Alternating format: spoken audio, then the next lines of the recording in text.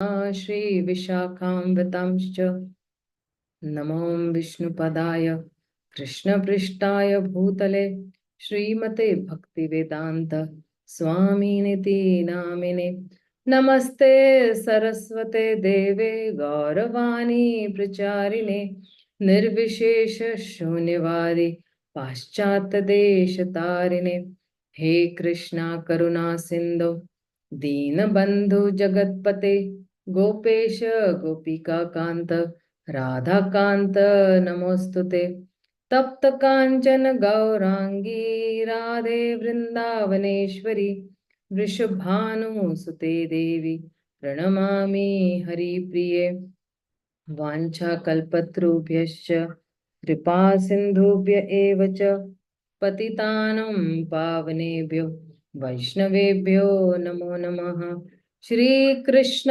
चैतन्य प्रभु नित्यानंद श्री अद्वैत गदाधर श्रीवासादि गौर भक्त वृंद हरे Krishna Krishna Krishna Hare Hare Hare Ram Ram Ram Hare Hare. Hare Krishna, dear devotees. So welcome for today morning's Bhagavatam class, and thank you so much for logging in and being present for the Bhagavatam classes. Nityam Bhagavata Sevaya. We can serve the Bhagavatam by hearing the Bhagavatam also. So, and thank you so much for your valuable time. That shows that so much interest you all have in the Shrimad Bhagavatam. And the Bhagavatam is Rasamalyam.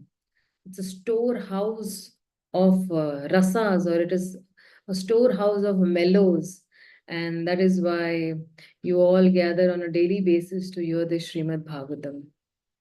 So coming up to the shloka, we'll just quickly read the shloka. So this is Kapil Muni actually talking to his mother Devahuti. And in this particular chapter, he's talking about, pure devotional service that is there. And he's talking to Mother Devahuti about, in these subsequent shlokas, he's talking about the fear factor that the demigods have. So he says that Yad vanaspatayo bhita latascha स्वे स्वे काले अभिगृह्णन्ति पुष्पाणि च फलानि च. Translation: out of fear to the Supreme Personality of Godhead, the trees, creepers, herbs, and seasonal plants and flowers blossom and fructify each of its own season. Purport by Srila Prabhupada. Srila Prabhupada ki jai. Mataji, do you want them to read? Prashanti Mataji has raised. Sure, Yeah? I'm Yeah. absolutely fine. Yeah, thank you so much. Okay. Yeah. Prashanti Mataji. Yeah. Hare Krishna Mataji, Dandat Pranam. Purport by Srila Prabhupada, Prabhupada ki jai. As the sun rises and sets and the seasonal changes ensue at their appointed times by the superintendence of the Supreme Personality of Godhead, so the seasonal plants, flowers, herbs, and trees all grow under the direction of the Supreme Lord. It is not that plants grow automatically without any cause, as the atheistic philosophers say. Rather, they grow in pursuance of the supreme order of the Supreme Personality of Godhead. It is confirmed in the Vedic literature that the Lord's diverse energies are working so nicely that it appears that everything is being done automatically. Thank you, Mataji. Hare Krishna. Dandavat Pranam. Thank you, Mataji. Thank you so much for that reading. So over here he's saying that Srila Prabhupada is saying over here that the sun rises and sets and the seasonal changes ensure that, so automatically the sun is rising. You don't have to tell the sun that okay, now you rise. No, everything is going by the superintendence of the Supreme Lord. Everything is going automatically. And still, the atheist philosophers, they say that no, it's not that the plants grow automatically, which means that they do not have so much of faith in the Supreme Lord. Their faith is not, very strong enough. In fact, their faith is in fact, they don't even have faith, to be very honest, that that they can be a supreme controller, they can be a supreme proprietor and enjoyer. And we see even in the scriptures that everything is working very automatically. All these, universes, how they are floating in the sky, though every universe has so many big, big mountains and oceans and seas and trees and so many. How can, something which is so heavy can float? There's only Krishna's creation. It can happen only in Krishna's creation and nobody else's creation. So, he's describing about over here in this particular shloka, he's describing about how these seasons or these flowers they grow or they change out of the fear of the fear of the Supreme Lord. Let's go to the next, because in the subsequent shlokas he's going to speak only about fear. Okay, and in the end I will just brief something about fear. Shravanti sarito bhita notsarpati udadiriyatah agnir indhe sagiribhi bhurna majjata yad bhayat.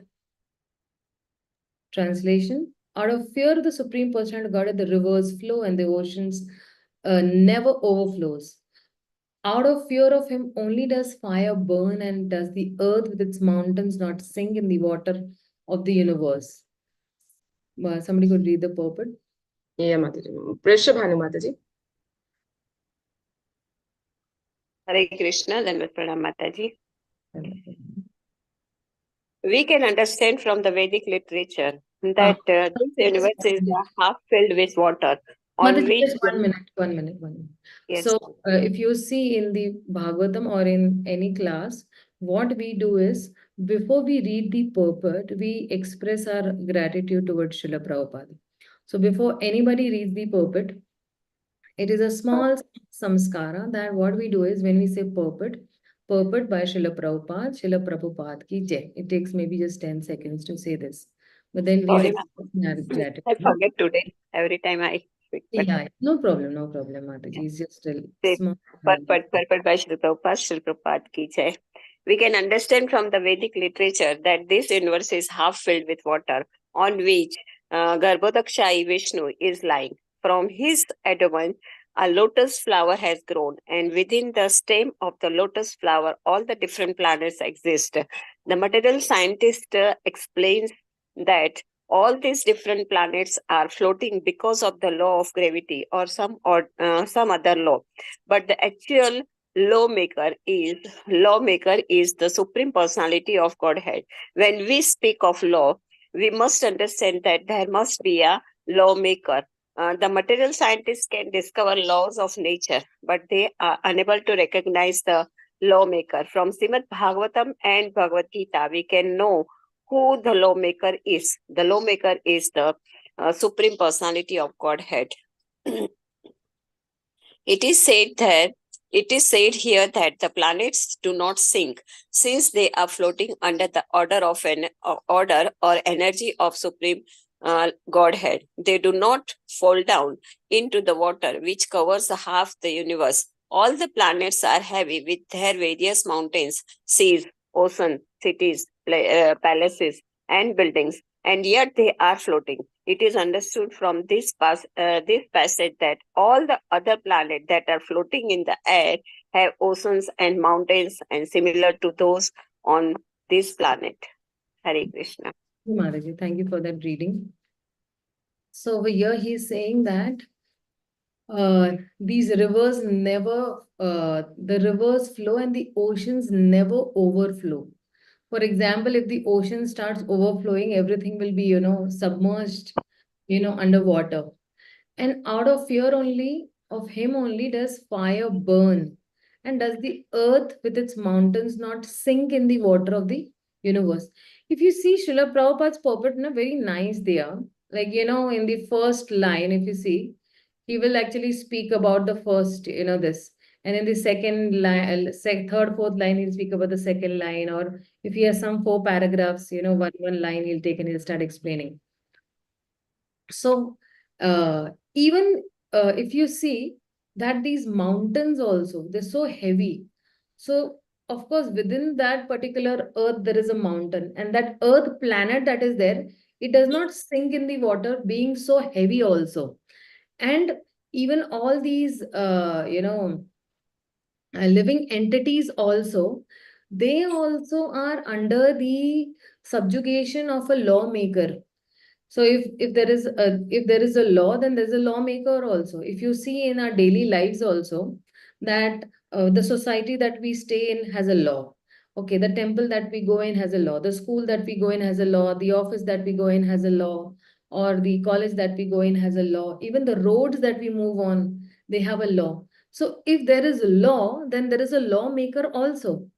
But the scientists, they don't think that there can be somebody supreme. They do not see. If you see, Prabhupada is again and again talking about the materialist scientists, because scientists with their little teeny meeny brain, they cannot understand the vastness of the Supreme Lord, and that is why they have failed in their many attempts to prove the science of God. They cannot prove, only because they don't believe only in the existence of the Supreme Lord. They do not believe only that there is some supreme person who is orchestrating everything, and who is under whose direction everything is working so very nicely and properly, and very, for example, today if the sun stops rising, what's going to happen to the whole world? Or the sun says, okay, let me just go and have a stroll and come in some other place, the whole earth planet would be devastated, out of no sun at all. Or if the moon says that, okay, I'm just I'll just stop giving my coolness, so the scorching heat of the sun is going to burn up the living entities. So that is why, if you see that how Krishna has put everything very perfectly in its place, how the seasons change, how the sun rises, how the moon rises, how the sun sets and the moon rises, or how the seasons take place, and why only after summer you have rainy season, and why after rainy season only you have winter season, and why not topsy-turvy or the other way around. These things, if we carefully notice, even in the 10th chapter of the Bhagavad Gita, Krishna says that wherever you look around, you can feel my presence, because I am in every atom and I am in every molecule. You're drinking water, you can think about me, and you're looking at the mountains, you can think about me. So everywhere we look around with these eyes is an opportunity for us to appreciate the Supreme Personality of Godhead. Or even in some person, if we are seeing some talent, oh, this, because Krishna says, I am the ability in a man. So if somebody is very good at art and craft, somebody is very good at dancing, somebody is very good at playing the mridanga, so that ability is coming from Krishna. And when we appreciate that particular the quality, or that particular skill of that particular person, or quality of that person, then Krishna, who's sitting inside us, also actually sees that, oh, this person is appreciating, the ability of that particular person. And that ability is coming. So indirectly, when I am appreciating a particular devotee, I am appreciating Krishna only, because that ability in that particular person is coming from Krishna himself only. Let's go to the next shloka.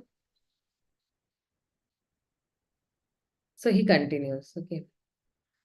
43rd shloka. Namo dadhati swasataam padam yanniyamad adaha lokam swadeham tanute mahan saptabhiravrutam. He says, subject to the control of the Supreme Personality of Godhead, the sky allows outer space to accommodate all the various planets which hold innumerable living entities. The total universal body expands with its 7 coverings under his supreme control. Somebody read the purport. Sarika Mataji. Hare Krishna, purport by Srila Prabhupada ki jai. It is understood from this verse that all the planets in outer space are floating and they all hold living entities. The word Swasatam means those who breathe or the living entities. In order to accommodate them, there are innumerable planets. Every planet is a residence for innumerable living entities, and the necessary space is provided in the sky by the supreme order of the Lord. It is also stated here that the total universal body is increasing. It is covered by 7 layers, and as there are 5 elements within this universe, so the total elements in layers cover the outside of the universal body. The first layer is of earth, and it is 10 times greater in size than the space within the universe. The second layer is water, and that is 10 times greater than the earthly layer. And the third covering is fire, which is 10 times greater than the water covering. In this way, each layer is 10 times greater than the previous one. Hare Krishna. Yeah, thank you so much. So when he's saying about this layers of earth, you all must have studied this in the second canto in very great detail. Shukdev Goswami has given, the layers of these earth and how, every layer is 10 times greater than the other layer. I wouldn't touch upon that aspect, but maybe, I would like to, say on this aspect that when these living entities that are there, because he says there are innumerable living entities, and how the Supreme Lord is accommodating these living entities in different planets. So you have a living entity, you have living entities even on the sun, you have living entities even on the moon, you have living entities even on Mars and Jupiter and Earth, and everywhere you have living entities. Above the earth also you have the heavenly planets, Janalok, Tapalok, Maharlok, Brahmalok, all these planets you have. When these living entities, and how Krishna is maintaining every living entity throughout throughout this universe, in all different planets, everybody has different tastes, temperaments, tastes, and the atmosphere is different, the season is different, the body is different.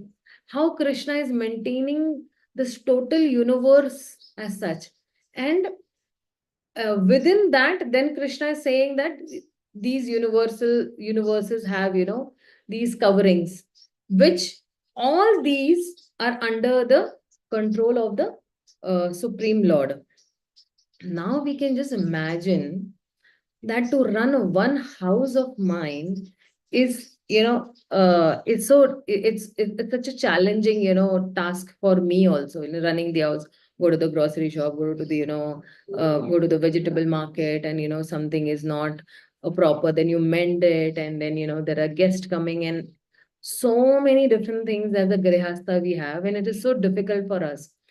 Imagine Krishna is maintaining zillions and zillions and zillions of living entities, and that too very effortless.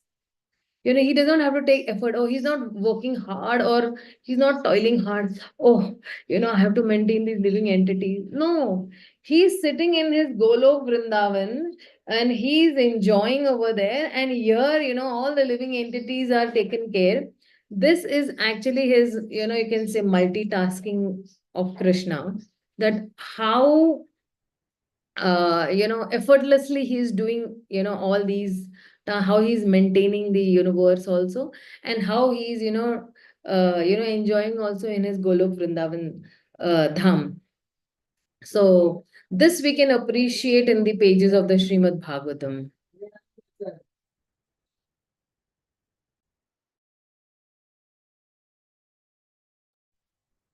So then he's saying that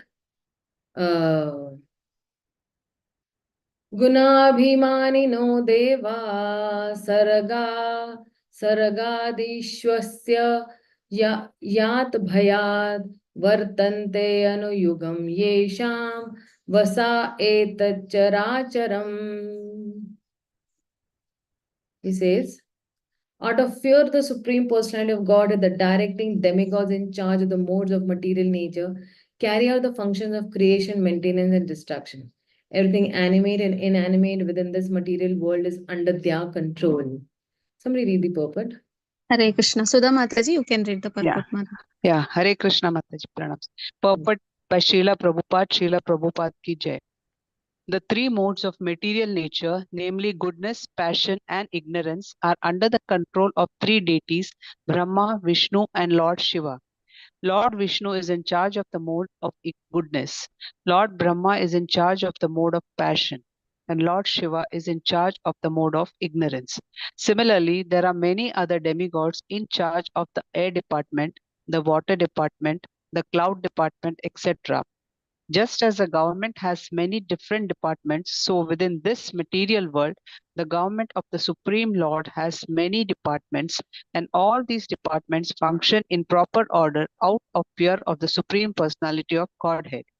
Demigods are undoubtedly controlling all matter, animate and inanimate, within the universe, but above them, the Supreme Controller is the Personality of Godhead.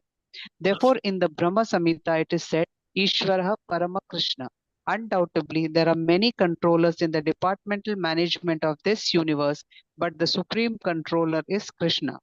There are two kinds of dissolutions. One kind of dissolution takes place when Brahma goes to sleep during his night, and the final dissolution takes place when Brahma dies. As long as Brahma does not die, creation, maintenance, and destruction are actuated by different demigods under the superintendence of the Supreme Lord. Thank you, Mataji.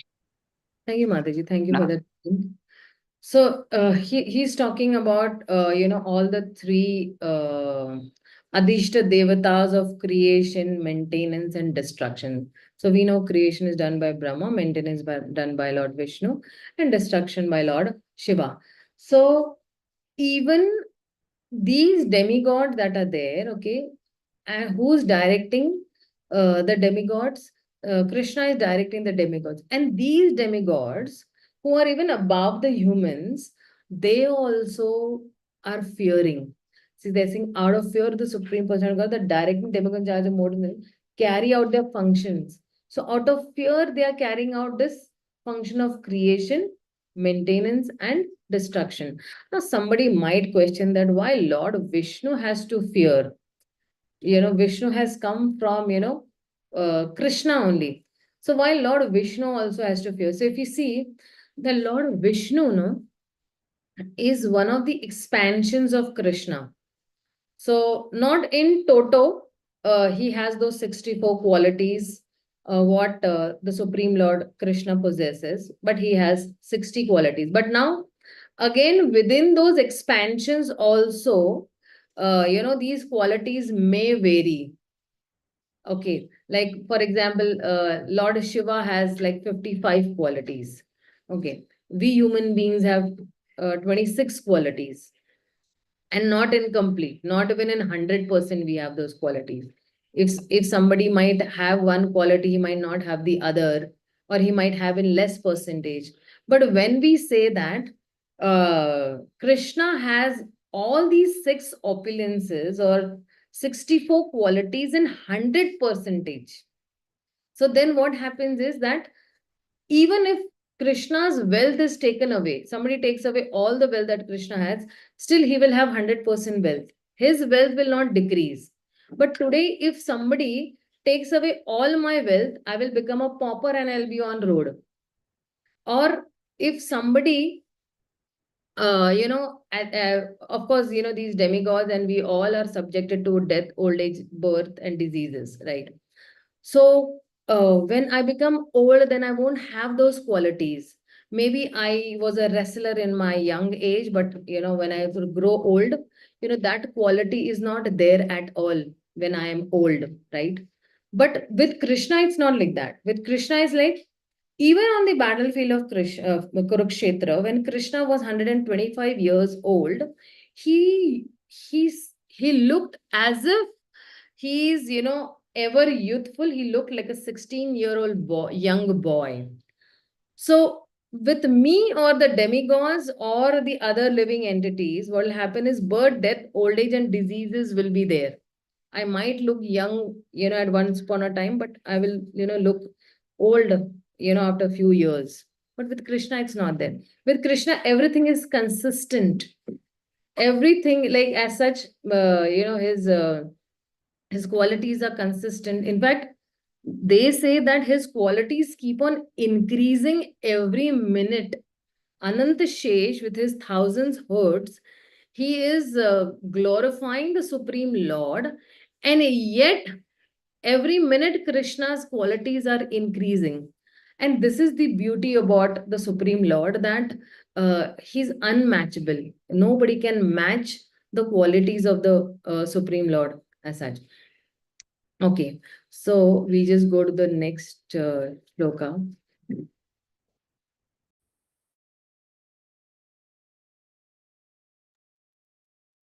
Mataji, they can read the shloka and translation as well. Will it be okay? Yeah, maybe they can read the last. Yeah, because 3 person are there, so they can read. Yeah, Sure. Suma Mataji, you can call out the names.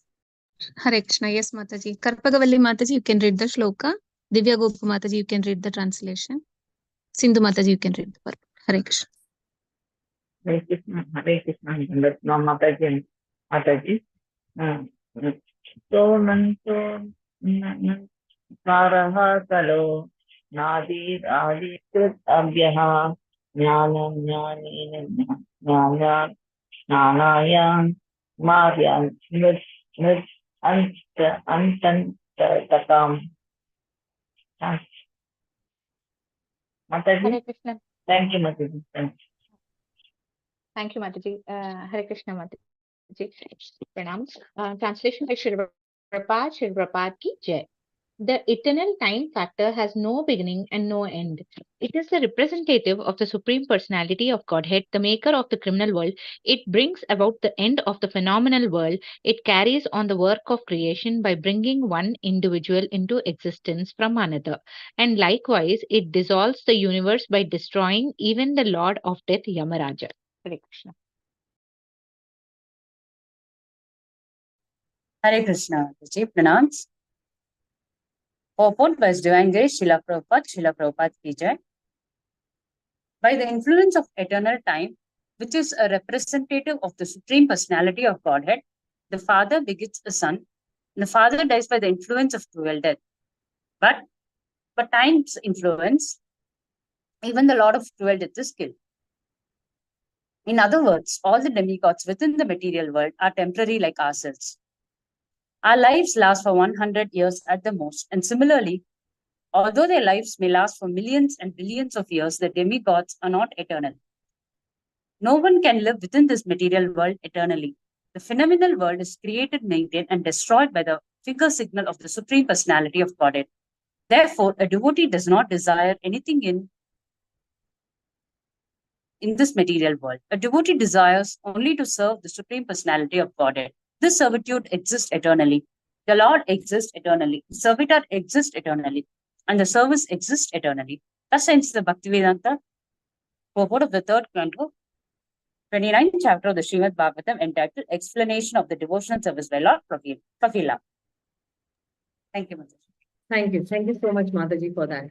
So if you see in these texts, there was one common factor that was there. So there is this fear factor. They say that all the demigods out of fear, or these mountains and seasons, and out of fear they are, running their functions, whatever. So everyone in this world is actually fearful of something or the other. Every human being, be it children who are fearful of their parents, or parents who are fearful that children will get spoiled, or even the psychologists, they have, different kinds of fears. And some fears are unheard and some fears are very much, abstract. But the effect of fear on various levels within, our system, maybe like, on the physical, could be physical effects or social effects or emotional effects, because uh, fear is something very, unpleasant, and it causes pain also, because on physical level, if you see that somebody who is, influenced by fear, there are many physical changes going on. Maybe his heart rate increases, or his palpitations increase, starts perspiring, his blood pressure goes up, or different body parts are affected negatively, or some diseases will start manifesting. On a social level, somebody might just think that okay, my family relationships might be distorted, or if a child is afraid of the father, then the child starts hating the father. Or in a social relationship, if somebody is fearing his friend, and he starts hating his friend. Or within the society also, somebody has this fear of maintaining his status, so he starts lying in his work culture, or he starts lying to different people. So even on the work front also, somebody might be really fearful of work pressure, and then sometimes he might say that it's too much pressure, I don't want to work, or I might just take a break. So these are some, social effects will hamper that particular person's mind. And even at the emotional level also, there are emotional effects also of fear. So like some very dangerous thoughts might come, and they might trickle, and then this mind becomes corrupt. And when these thoughts keep on hovering, then it creates a very vicious circle in the mind, and ultimately all the other thoughts also are a drain into it. Say for example, somebody has said something to somebody, okay? Two people out of that, A said something to B. Now with B, what will happen is that why did he say this? And his whole productivity is lost in just thinking that why did this A say something to me? And that's how this whole thought process that is there, it's completely drained into, instead of doing something productive, this person actually does something, either he goes into stagnation or he goes into depression. So there are many causes in the Bhagavatam. If you see, just give me 1 minute, I'll just show you all that particular shloka. Very nice shloka it is.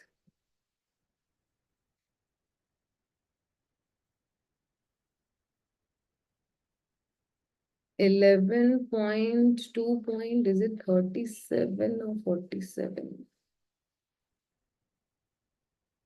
Fear, yeah, 37.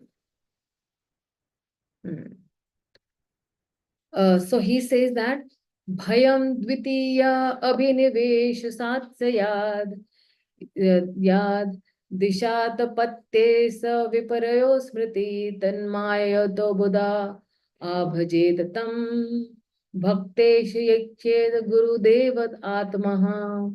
He says fear arises when a living entity misidentifies himself as the material body because of absorption in the external illusionary energy of the Lord. When the living entity thus turns away from the Supreme Lord, he also forgets his own constitutional position as the servant of the Lord. This is what we are connecting with the last shloka. This bewildering, fearful condition is affected by the potency of illusion called Maya. Therefore, an intelligent person should engage unflinchingly in the unalloyed devotional service of the Lord under the guidance of a bona fide spiritual master, whom he should accept as his worshipful deity and as his very life and soul. So, fear is arising because of this misidentification. We misidentify ourselves, and that's how there is fear. So in this particular shloka, if you see, there are some pathological causes also. Pathological cause means he is thinking that this fear is arising uh, you know uh, because of his misidentification uh, with the material body, and he's too much absorbed in Maya. And that's how, when he is too much absorbed in Maya, at that point of time, the illusion, the energy captures him. So that is why he becomes very fearful. And he loses his intelligence also when he becomes very fearful. But on the other side, if you see that, if any intelligent person, if he engages in the service of the Supreme Lord, under the guidance of a bona fide spiritual master, then definitely he does not identify himself with this material body. He will not be affected by Maya so much. So there is this pathological cause also, there is this symptomatic cause also, like there's a gap created between some expectation and a reality. It causes fear. So for example, there is a girl and a boy, so the girl is expecting that when I go to this boy's house, of course, even in between devotees also, the girl thinks, oh, he's a nice devotee, we'll go to Mangala Arati together and we'll come back together, we'll attend Bhagavatam, and then we'll do DT worship together. And also, this is the expectation of a girl who wants to get married to a devotee boy. But all of a sudden, when she reaches that particular house, she sees that, these people don't wake up for Mangala Arati at all. They don't, attend Bhagavatam classes at all. So she had expectation before marriage that, okay, my husband is an initiated devotee. I'm not initiated. I will be able to, uplift myself, in the association of, but the husband does not, there might be some, really XYZ reasons, because husband might be having a sleep problem, or he comes late from work, and that is why not able to. But, her expectations versus her reality now is causing fear. Now what will happen? I got married to this boy because, I thought he's a devotee and we'll go to Mangala Aarti together and come back together. So in the Niti Shastra, if you see, there are 9 types of fears. He says that bhoge rogyabhyam kule chuti bhayam vitte nripala bhayam mane dainya bhayam bale bale rirubhyam rupe jarabhyam शास्त्रे वादिभ्यम गुणे कालाभ्यम काले कृतानादाभ्यम श्रवणं वास्तु भयम द्वितीया भोई नृणाम वैराग्यमे भयम. So he says that bhoge roga bhayam. So first bhay is of roga. Rog means what? There is this fear of diseases. What will I if I fall ill, or what will I if I I've had a heart attack. So this fear of diseases always exists in these people. And one might be very much wealthy, might be very powerful, but many deadly diseases are all the time hovering over his head, to smash all his plans to pieces. Then he's saying that bhoge roga bhayam kule chuti bhayam. So he's saying that family insecurities, kul means family. Family insecurities are there. Okay, what if I lose this person? What if I lose that person? What if this relation does not work? What if, I don't bear a child?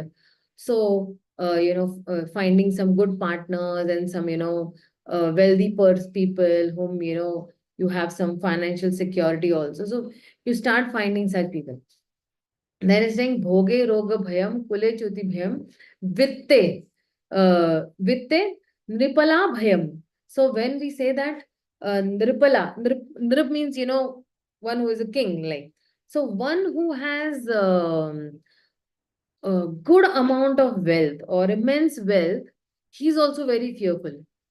If you see the wealthiest people in the world, why do they have these bodyguards, around them? They have so much of great fear. Sometimes they have fear even in spending money. They don't spend too easily as such. So then, uh, these people, they have so many policies and so many other things. What if this will happen? They keep on planning. And on a daily basis, if you see that they don't live in the present tense. Either they are living in the past, or either they are living in the future. What will happen now? What will happen now? And then he's saying that Mane Dainya Bhayam. Mane Dainya Bhanam means that man and apaman, hai na? Deen and, so example, somebody has this fear of being dishonored. What if this person insults? What if this person, does not give me that honor? So, sometimes, even in the previous times, for one who's honored and then later on who's dishonored, it is even worse than death. So, in the Mahabharata, Jayadratha wasn't killed, but he was punished by this humiliation because he had kidnapped Draupadi. So, Mane Dainya Bhanam. And then he's saying that Mane Dainya Balam Bale Ripu Bhayam. So, a very powerful person, what he has fear of, he has this fear of being Ripu. He's been fear of being defeated by someone who's more bal, who has more power as such. And then he's saying, Mane Dainya Bale, Rupe Jara Bhayam. Somebody who is very beautiful, he's very fearful of losing his own beauty, at old age. That is why you see people in this age, they have this Botox and facelift and hair transplantations and skin transplantation and so many transplantations they have. So then they have Vittendra Bhayam, Mana, Bale, Rupe, Shastre. Somebody has this bhai of, because see, an intelligent person, he is fearful of that someone will come up with some more brilliant idea than me in the office. So, or he might be more powerful than me in the Shastras or quoting the Shastras or quoting the Shastra left, right, and center. That also fear, somebody might have. Then somebody might have the fear of even gunas. Gunas means what? That guna kalabhya. Guna kalabhya means what? That this person, he is expressing some opinions and ideas which they themselves actually do not believe in that fearful meeting of someone. But that other person has a very great conviction and faith in certain philosophy. So this person might feel, hey, he has so much faith in philosophy. I don't have that faith. So this person feels very fearful. And then somebody has the fear of last Shastre, Gune. Kaya Kritanabhya. Kaya means somebody has, or everybody has this fear of leaving this body at the moment of death. So we have fear of death also.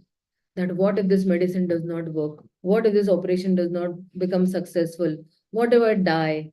So, so many of these, fearful diseases that we have, and these diseases are eating up away our time and our consciousness to go towards Krishna. But the devotee of the Supreme Lord is Abhay. Why is Abhay? Because his real medicine for that real disease in his heart is actually chanting the holy names of Krishna. Because we living entities who are entangled in this cycle of birth and death, and immediately when we start chanting the holy names of the Lord, even unconsciously, so all these fear personified also, people will just run away, and we will be released by the chanting of the holy names of the Lord. And definitely we know that the chanting of the holy names is going to give us a great transformation. It is going to help us to free ourselves from this fear of birth, death, old age, and diseases. And even if somebody is addicted to intoxication or meat eating or gambling, still he should chant. Why? Because as soon as he chants, all these vices or all these problems will run away. Because because Krishna is the fear personified. मतलब भय के भी स्वामी है वो, you know, and that is why these people will flee away or run away, being afraid of the holy name, or being afraid. But it's because see, right from the starting of the class, all these fears we have been talking about, who all are fearful. But when we take the shelter of the holy name, we will no longer be fearful. Secondly, chanting of the holy name is there, then hearing Shrimad Bhagavatam. Hearing Shrimad Bhagavatam gives us so much of confidence, because when we give that oral reception to the scriptures, then there is this feeling for loving devotional service to Krishna will, immediately, arise. And three things happen when, somebody is hearing the Bhagavatam. It says in the Bhagavatam, first canto, 7th chapter, and I think 7th shloka only. Ki, Yasya Vaishunamayanam Krishna Param Purshe Bhaktir Utpadate Pumsa Shokamoha Bhayapaha. So, anybody who is, reading the Bhagavatam or hearing the Bhagavatam, three things will happen. It will extinguish lamentation, it will extinguish illusion, and it will extinguish fearfulness. And one's thoughts will create his words, and words will create his actions, and actions will create his habits, and habits create a culture. So Prabhupada is saying that, in that purport, he is saying that the modern society, they have to learn to live like human beings. If we do not learn to live like human beings, then even animals, do these four things: eating, sleeping, mating, and defending. So animals are also expert in these four activities. So then what is the difference between us and the animals? And then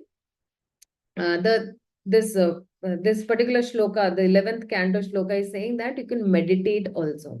So when you meditate on the Supreme Lord, it is freeing us from all kinds of fear, including the last fear that we saw was the fear of death, by meditating on the beautiful form of the Supreme Lord. Now, even in the present times, during the COVID times, we have seen so many devotees.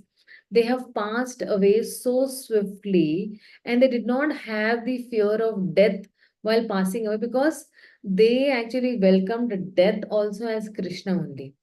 And you see, there are so many beautiful deities in the temple, and you can meditate, and we can, become free from these different kinds of fears that are there. Because in the temple, when you have these deities, you have the beautiful form of deity, you're addressing them, you're offering the food, you're offering bhoga to them, then you're taking them as prasad.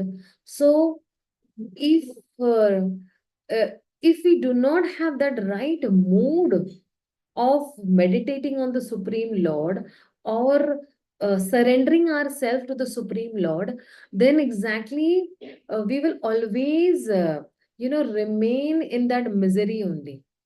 And if we do not have that right mood, then devotional service will always be a mystery to us. So that is why meditation on the beautiful form of the Supreme Lord. See, there are many kinds of meditation. Okay, I will meditate on the lotus feet of the Lord. I can meditate on the whole form of the Lord. I can meditate on book distribution. I can meditate on, bhoga offering. What will I cook today? I will meditate on what kind of dress will I make the deities wear today, or what kind of pagadi will be there. I can meditate on many other things, but which is related to Krishna. And then Vaishnav Seva, service to the devotees. So when we are worshipping the great devotees, who are on the very auspicious path of Krishna consciousness, then they are giving us that benediction. They are, giving us that ashirvad, that yes, you be with all those divine qualities, you be free from that fear. And that's how these four things are so very potent: chanting, hearing Bhagavatam, or meditating on the form of the Lord, or Vaishnav Seva, serving the devotee, they're so potent. So sometimes somebody might ask, that, how can I, apply these things? How can I chant? How can I serve the devotees? How can I, come out from my negative thoughts? How can I serve the devotees? So sometimes what we have to do is, the first thing we have to do is, because see, there are some practical ways to apply these solutions also. If somebody has fear of those 9 fears that you have, then you have some practical, application also. Like, so for example, somebody is not able to, chant properly, but he can change himself. It is not possible to change the whole world or people around me, but I can change my own self.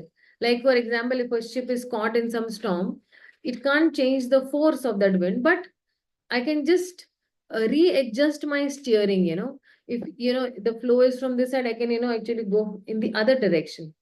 Then somebody might have, this of association, when we say associating with devotees and serving great devotees. So, uh, why to serve the devotees, or, why to have these association duties? Because when we are in association of these saintly people, they have overcome this fear, and they will help us to overcome this fear.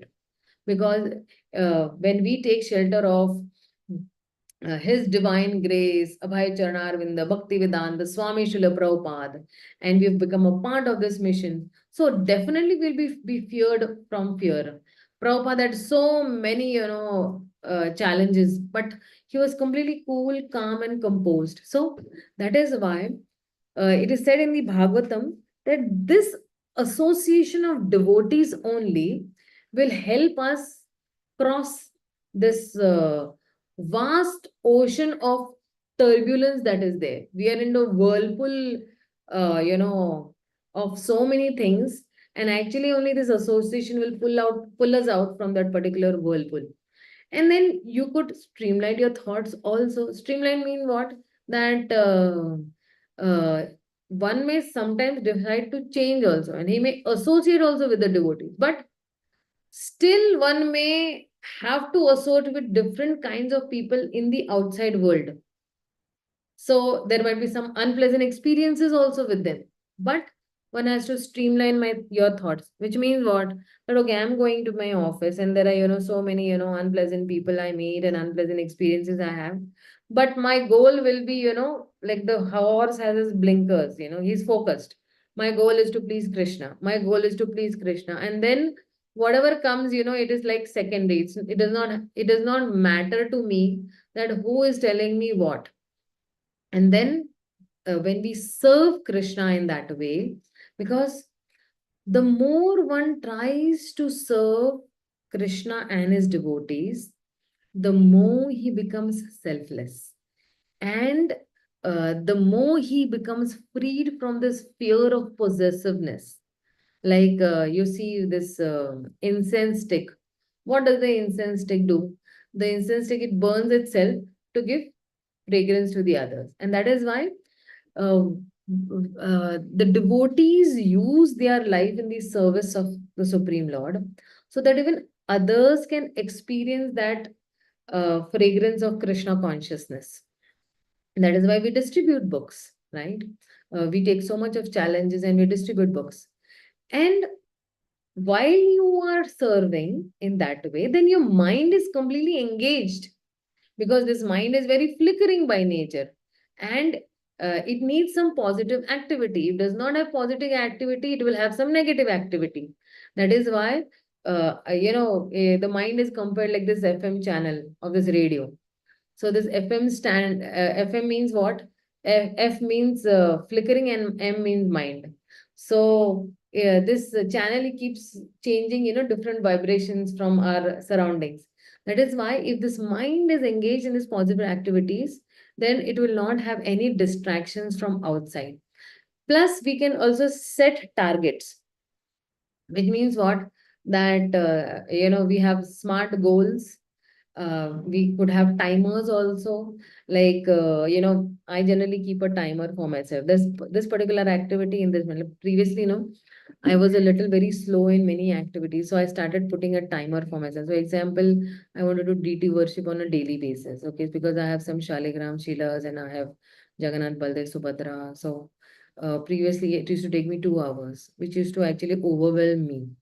Then I thought that no, let me put a timer for myself and do some pre-preparation. So then that's how I set some realistic goals for myself also. That okay, on a daily basis, only half an hour. From 2 hours, I came down to half an hour of doing DT worship. Sometimes, if on a festival is there, then I'll take a little more longer time if I want to decorate the pagadi of the Supreme Lord or my DTs, properly in a nice fashion, then I'll spend some 1 hour of time. Otherwise, on a daily basis, half an hour, 45 minutes maximum over.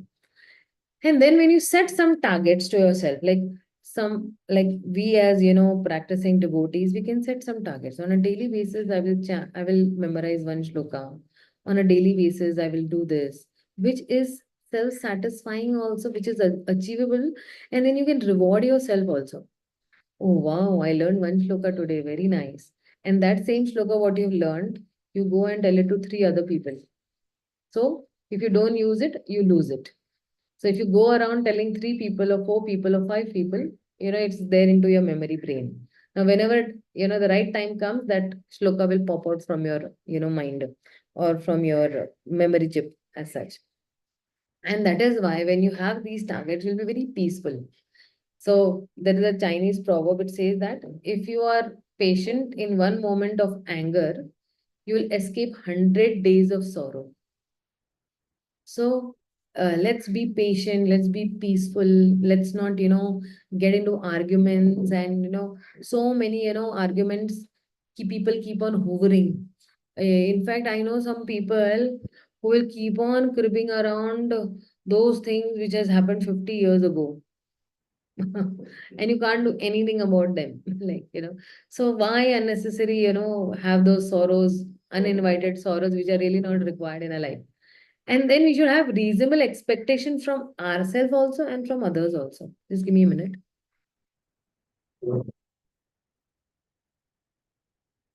We could have, because see, when you have some unrealistic expectation, as I told, that, oh, me and my husband will go to Mangla Aarti when I get married. It is going to lead you to frustration only and anger only. It's not going to lead to anything else. But, uh,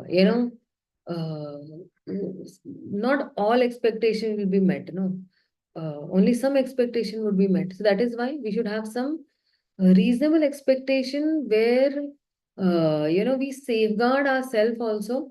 And that anartha called anger does not even pop out from our hearts. Also, see, when we are uh, straightforward with our dealings, then also we'll never have fear. Somebody who's trying to manipulate, who's a hypocrite, or who's trying to speak too much of lies and all, this person also will always be in fear, because there is no proper coordination of body, mind, and words.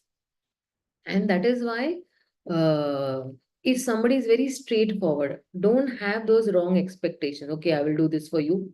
And then, if so like for example, like, when I was into this IT company, we used to have clients and all, and the client is saying, 2 months, will it be done? So just to, be very, be very, buttering to that client, some people used to say, in 2 months we'll give. But I used to say, no, this is a 4 month job, and before 4 months, we will not be able to give. So that is called straightforwardness, not to set wrong expectations with anybody, not to lie, not to be a hypocrite that on face you or something you said yes, and on behind you keep on delaying. If, for example, if the project was for 4 months, and we say for 4 months, but if we deliver in 3 months or 3.5 months, still it's a bonus for us. But when you say 2 months and you don't deliver it even after 3 months, then that will be a disaster as such.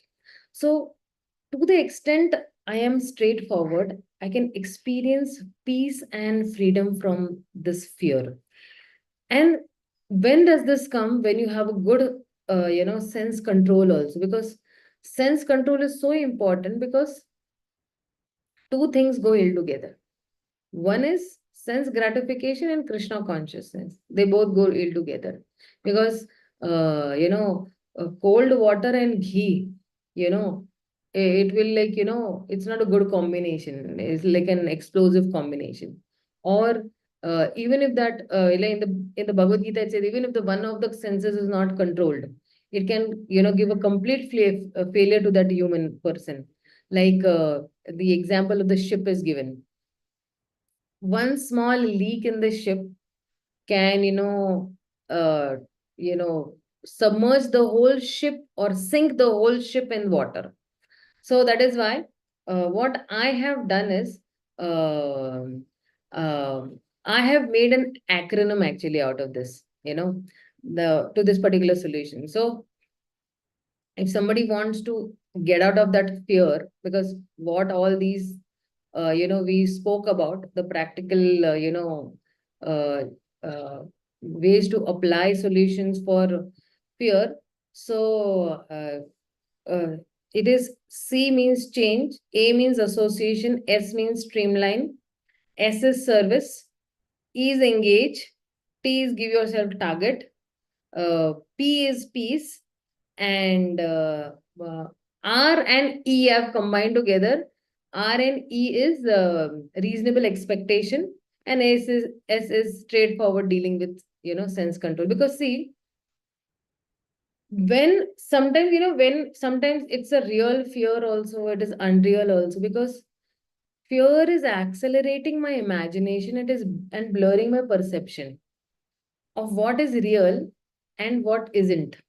So when I'm being swept away by this, power of fear, it is very difficult to immediately activate this intelligence to evaluate whether my fear is arising from reality or I'm just imagining fear. Because we sometimes we imagine that, oh, if I do this, what will happen? What will happen? What will happen? And what will happen? Nothing happens actually.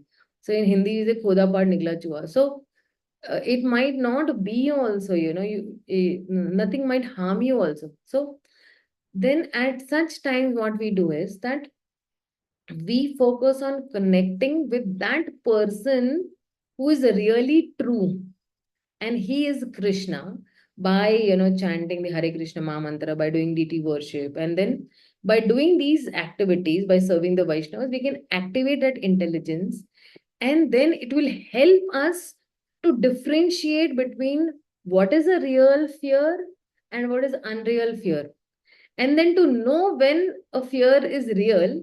And that is why what we try to do is we will focus only on Krishna, and he'll help us from within, that, oh, this is not real fear, it's just, passing phase, it's just a passing phase. So that is why some people, they run away from this, fear, like as if, this fear is like a bully, and they keep on running away. But this will only, increase that fear's power to overpower us. So that is why, and then that fear becomes bigger and bigger and bigger, and it will gradually devour us. So we shouldn't run away from our fears, but what we should do is that we should align with the when we align with the shastras or the words of the Supreme Lord or the words of the bona fide spiritual master, then actually these fears will actually run away. Because see, many people have fear also and anxiety also. Now somebody might ask, what is fear and what is anxiety? The both are actually, the difference is that anxiety is on more general level. Everybody's anxiety, and it is, anxiety is more to do with your mind, and fear is very specific. And this fear is, you can say that somebody else's reaction or some external stimuli may cause some emotion of fear within us or anxiety within us. So when we say technically, anxiety and fear is important, but to understand that fear itself cannot, and it cannot be eradicated completely. Now see, fear in the spiritual world and fear in the material world. Okay. So there is fear in the spiritual world also. There is fear in the material world also. What is the difference between the fear in the spiritual? Fear in the spiritual world takes us close to Krishna. Fear in the material world takes us away from Krishna. Fear in the spiritual world upgrades us. Fear in the material world will degrade us. And fear, who does not have fear? Even the Supreme Personality of Godhead, Sri Krishna, in the Damodar Leela, he also was fearful of his mother. But what is the difference between the Lord and us? When the Lord fears, it becomes a pastime, and it, enhances the beauty of that particular pastime. And by hearing that pastime, I am purified. But in the material world, when somebody is fearful, he creates a havoc. He creates a havoc in the society, and the others are troubled by that particular havoc that has been created. There are wars, and there are murders, and there are rapes, and there are, robberies out of fear. This is devastating everybody. But in the spiritual world, when the Supreme Lord of Fear is a beautiful pastime, and by that beautiful pastime, I am being uplifted in my consciousness, and my relationship with Krishna increases more and more. My faith increases, my love for Krishna increases. But in the material world, if a particular pastime out of fear has to happen, it's only going to degrade me and going to put me into, stress and anxiety. So this is, and see, even Mother Yashoda is also in anxiety. Okay. So she is also in anxiety. What will happen now to my Lalla? And what will I feed him? And now he will come in the evening. But all these anxieties and fears in the spiritual world are just to make us, more attracted towards Krishna. We become more and more attracted towards Krishna when we have, when we see the fear of the Supreme Lord. But over here, the fear of any human being you hear, or any, animals also have fear over here. But it's not going to, do any good to us. So sometimes, uh, you know, even our faith is challenged with fear. Like, so when we have faith that, okay, there is a higher reality in our lives, then whatever events are going on in our life, whatever is happening, within us, that faith may not be necessarily immediately to remove that fear caused by that inner or outer, instances. And even though the fear may remain, but faith gives me a means to drive away from that fear. So both are, there. And in both the cases, if I see, like, okay, so I cannot remove that danger. If there is a danger, I cannot remove that particular danger. But I can move away from that danger. And then if I move away from that danger, I will have less fear. So for example, some children are going on trekking, okay. And, one of the child is very fearful. Oh, no, no, no, I've never done this. I will fall down, and there is a big valley and all that.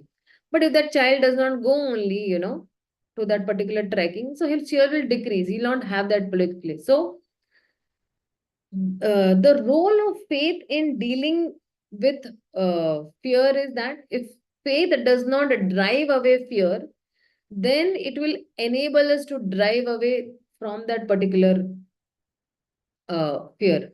And that is why so much of faith, when we invest uh, in Krishna, then we will not have that much fear also. And some practical, when, some children are very much fearful during examinations, or during this, we ask them, do deep breathing. it will, help you, because there is not enough oxygen reaching the, brains. That is why it said that, you do some deep breathing exercises. Of course, deep breathing may not really remove my fear out, but it will remove that power of my fear to fuel that imagination. So whenever, I have some fear attack, it will fuel my imagination and make my thoughts go to some worst of the cases or worst of the scenarios also. But the simplest way is that I shift my, attention to deep breathing. And then as we, slow our, breath and focus on that particular attention and, slowing on our breath, then it will no longer, give us that fear. And then we know how to control that fear and it keeps on decreasing. But many a times, people cannot deal with fear, and that is why they land up in suicidal cases and all that, other cases of rape and, doing harm to others. But this fear, if it is channelized properly, then that fear will uplift us. So, for example, I have a fear. What if I don't chant 16 rounds tomorrow? What if I don't read? What if I don't do this service? I will not go close to Krishna. That is a healthy fear. So we should know what are healthy fears and what are not healthy fears, and fear is necessary. Prabhupada also used to say that my biggest complaint to my disciples, they're not fearful enough of Maya. They are fearful enough of death. Every person has to be, that's a healthy fear. That during the time of my death, how will I be able to remember the Supreme Lord? This healthy fear has to be there. Or what if I don't do this service? I will miss out the train to the spiritual world, or I will miss out on pleasing to Krishna. This fear has to be there. And when you have this particular fear, then you will see how you will, excel in Krishna consciousness. Or you should have this fear. Hey, I have taken some vows, and if I don't, fulfill those vows, what will happen to me? That little fear also somebody should have. That healthy fear should have. That, okay, have I completed my reading, chanting, and hearing in the morning itself? And then the whole day is free for me. The whole day is expanding. See, in the morning when we do our sadhana properly, the reading, hearing, and chanting, time expands for us. Then we have a lot of time for preaching also and doing our daily duties also, for our job also. And then you won't come across those people who are going to, just barge into a fight or a verbal argument as such. And that is why if you keep that morning program intact, there is a shield prepared around you, so that unwanted people will not come only close to you. There'll be no arguments, and you see your life very peaceful. And when you will be peaceful, you will be more productive also. That yes, I want to be more productive for myself also, for others also, and my journey back to Godhead to please the Supreme Lord over there. That also will be very much peaceful, and it will be you'll have a smooth transition also. So with this, I'll just halt my speech over here. If anybody has any doubts, queries, questions, you are most free to ask me. Really. Thank you, Mataji. Wonderful session. Very realistic approach to all the problems, all the fears which we have. I think all of us have those 9 fears. No, if not all, then some of that.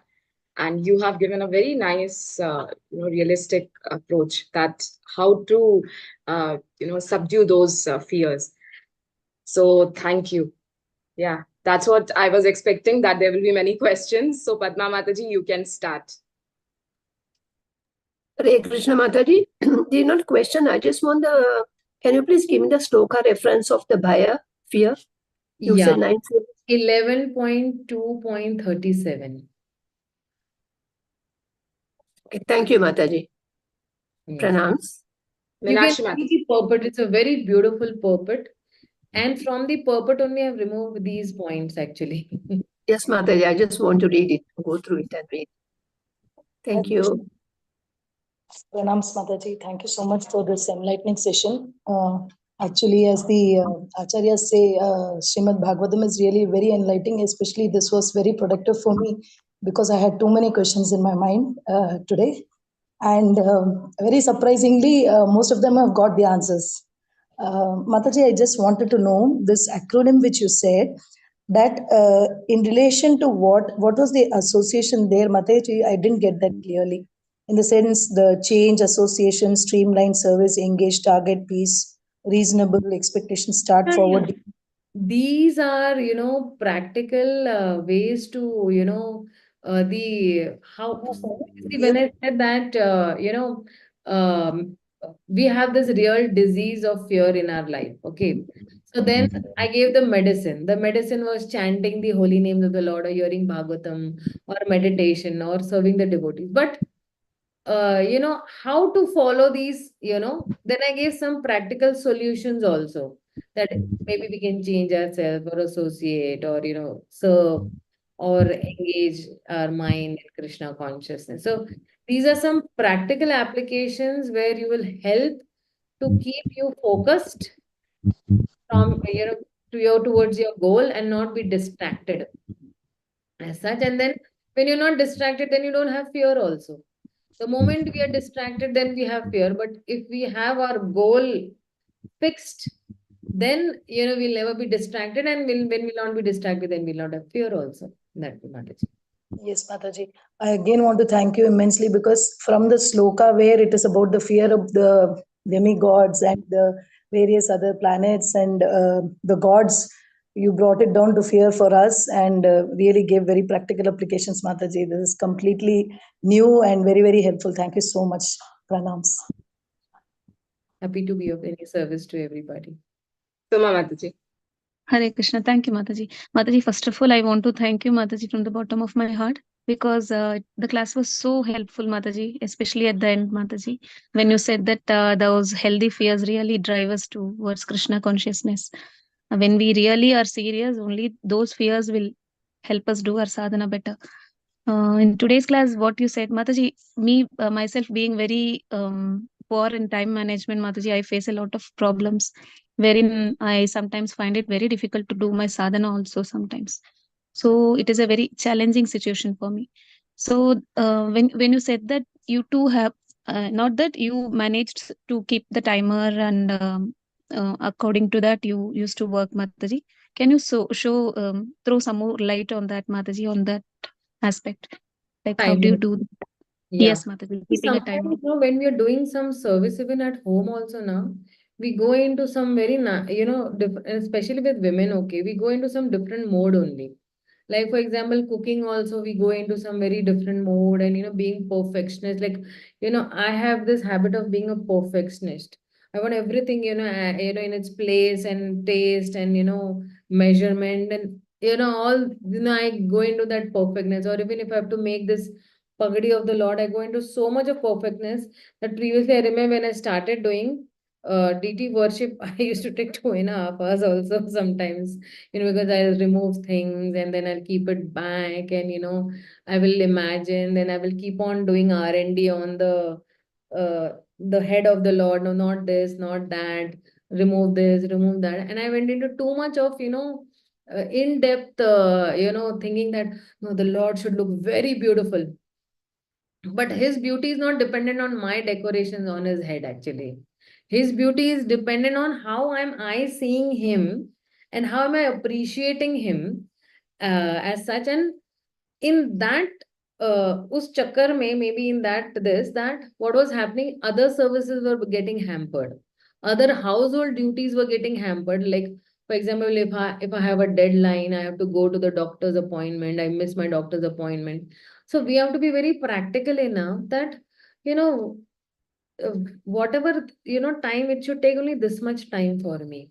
And we might take, just short-term goals. Maybe 1 month ka goal le lo. Then it will not overwhelm me also. That if I want to learn this particular thing in 1 month, or if I want to learn this, or if I want to do this, or let's write it down. I have this habit of writing it down. I keep on writing it down, not a to-do list, but a journaling thing, that, okay, this is what I would like to do in my life, or I would like to do tomorrow, or I would like to do in the next week or the next month or over a period of time. When you write it, it starts manifesting, like His Grace Vaisheshika Prabhu says. I'm sure you all must be hearing his classes. And he says that journaling is such a magical thing that when you write it down, it automatically starts manifesting, be it chanting, be it reading, be it book distribution, be it TT worship, be it even going to the temple. Even if you write tomorrow, I want to go to the temple, it will immediately start manifesting as such. Of course, if you are staying too much away from the temple, 2.5 hours or 3 hours, that would not be really realistic. But certain things really manifest very wonderfully. And when because actually this is the power of this material nature, that you write down something into your subconscious mind, then it starts manifesting. But till the time you don't write it down, till the time you don't put it in on pen and paper and into your subconscious mind, it will never be executed as such. So maybe we can start journaling, or it's like in the school that actually we have in Pune is the Bhaktivedanta Model School. So in their calendars, they have, that what did I like the most today and what did not like the most today. Two things the children have to write before they leave home, the last period.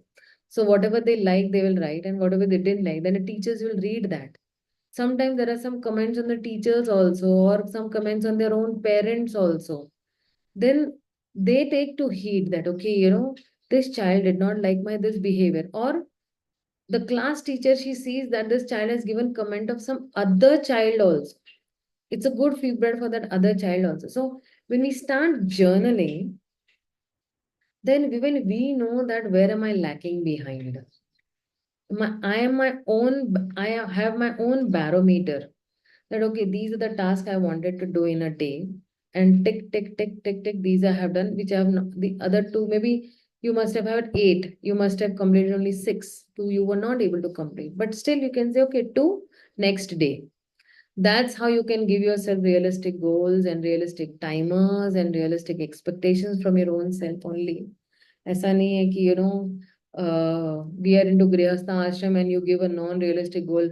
Every day I will chant 64 rounds, which takes almost like 8 hours. So then, we can give some realistic goal. But Prabhupada said 16 rounds, yes. Above that, it's a bonus. And Prabhupada also says that actual chanting starts from the 17th round. Your actual taste for Krishna consciousness or Krishna or the holy name will start only from the 17th round itself. So maybe we can give some realistic expectations and small goals to ourselves. So for example, I'm not able to chant 16 rounds. At least I'm able to chant 8 rounds. Let me start with it. Slowly and steadily, you can increase 2 on every Ekadashi. Ekadashi, whatever activity you start doing, it will remain permanent. You will never leave doing it. That is why we recommend that on an Ekadashi or the special days like Janmashtami, Ram Navami, and festival days, you can start chanting extra rounds other than 16 rounds, or somebody is just started chanting 4 rounds or 6 rounds or 8 rounds. He can increase on all these days. Okay, Soma Mataji. Thank you so much, Mataji. Hare Krishna. Hare Krishna. Pranams to Mataji. Hare Krishna. So we'll end the session here. Thank you again. Thank you once again, Mataji. Hari Bol. Pancha kalpatarubhyascha kripa sindhubhya eva cha वैष्णवेभ्यो नमो नमः। Jai अनंत Srila कोटि वैष्णवृंद की जय, श्रील प्रभुपाद की जय, भागवतम की जय। Hare Krishna. Thank you माता जी। हरे कृष्णा। Thank you, प्रणाम। Mataji. Krishna. Very so much, nice Mataji. class. Nice All class, glory. Mataji. Shall I Thank end you the so session, much. Mataji? Thank you. Hare Krishna. Shall I end the session, Mataji? Yes, sure. Hare Krishna. Hare Krishna.